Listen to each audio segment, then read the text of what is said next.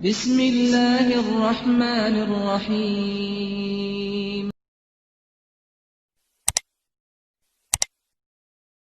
Anas bin Nadhr radhiyallahu anhu, pamannya Anas bin Malik radhiyallahu anhu. Anas bin Malik ini cerita, masih keluarga Anas ini. Ammi, pamanku Anas bin Nadhr, Anas, aku dinamai bismi, aku dinamai Anas nih karena pamanku, Anas bin Nadhr. Oke? Bentuk penghormatan bagi Anas ini, pamanku. Waktu itu Badr dia nggak ikutan, kelewatan. Karena apa? Rasul tidaklah keluar untuk perang awalnya memang. Iya kan? Nggak dengan persiapan, cuma 314-317 orang keluar. Oke? Nggak untuk perang, ternyata terjadi peperangan. Akhirnya banyak sahabat yang kelewatan kemuliaan ikutan perang Badr. Kemuliaan yang besar bagi mereka yang ikutan Badr. Sehingga Allah sendiri berkata, If'alu ma syi'tum, laqad wajabat lakumul jannah. Itu kan? Lakukan apapun yang kalian mau, sungguh telah wajib surga bagi kalian. Itu sampai kemuliaan para kaum muslimin yang ikut perang Badr. Anas waktu itu, Anas ibnu Nadhr, pamannya Anas bin Malik, nggak sempat ikutan Badr, dan dia berkata satu hari bersumpah, nanti kalau ada perang lagi, sungguh Rasul akan melihatku begini, tapi dia menahan lidahnya, takutnya jadi berlebihan, jadi ujub. Dia menahan lidahnya. Maksudnya ada tekad besar itu di dalam hatinya, nggak mau kelewatan masa-masa pengorbanan yang begitu besar itu lagi. Terjadilah Uhud. Anas bin Nadhr ikutan perang bersama para kaum muslimin di Uhud.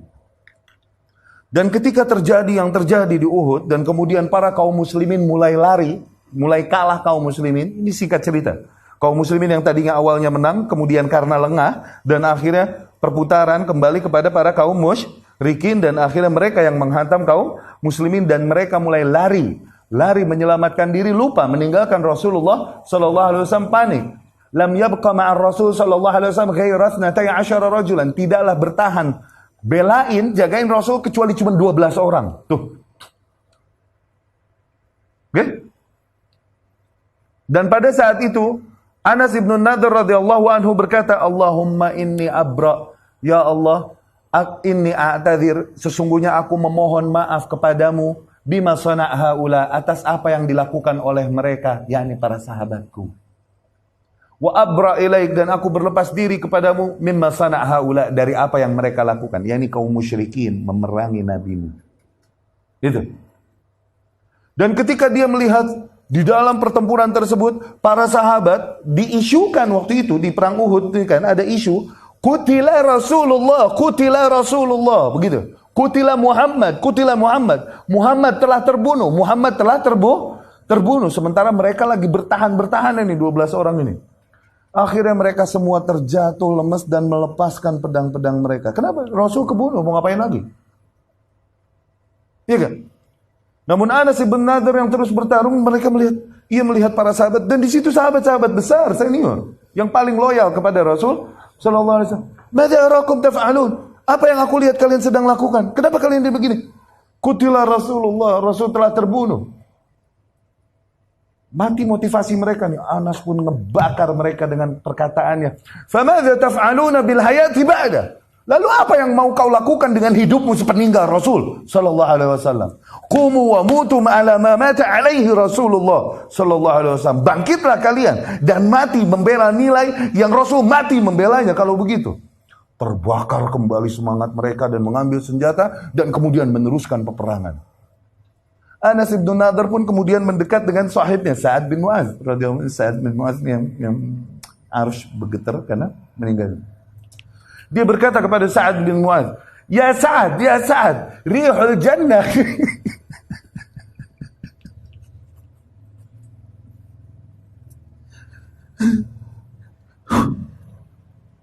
Ya Sa'ad, rihul jannah, aroma syurga. Wallahi inni lajiduha duna Uhud. Demi Allah, aku mencium yang ada aroma syurga tersebut di bawah kaki gunung Uhud. Kemudian akhirnya Anas bin Nadhr pun masuk, merangsek ke barisan kaum musyrikin dan menghantam mereka sebisa mungkin, sehingga akhirnya para kaum muslimin menemukan jenazah Anas bin Nadhr radhiyallahu anhu 80 jurhah, dengan 80 luka, baina darbah wa ta'nah, antara bacokan pedang dan tusukan tombak. Wa qad mathalu bih, dan mereka telah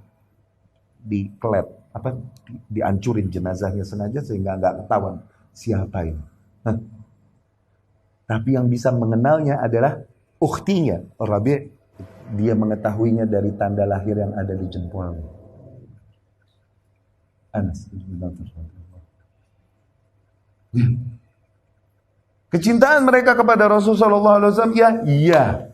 Tapi lebih utama mereka mencintai Rasul, menempatkannya sebagai makhluk, sebagaimana seharusnya.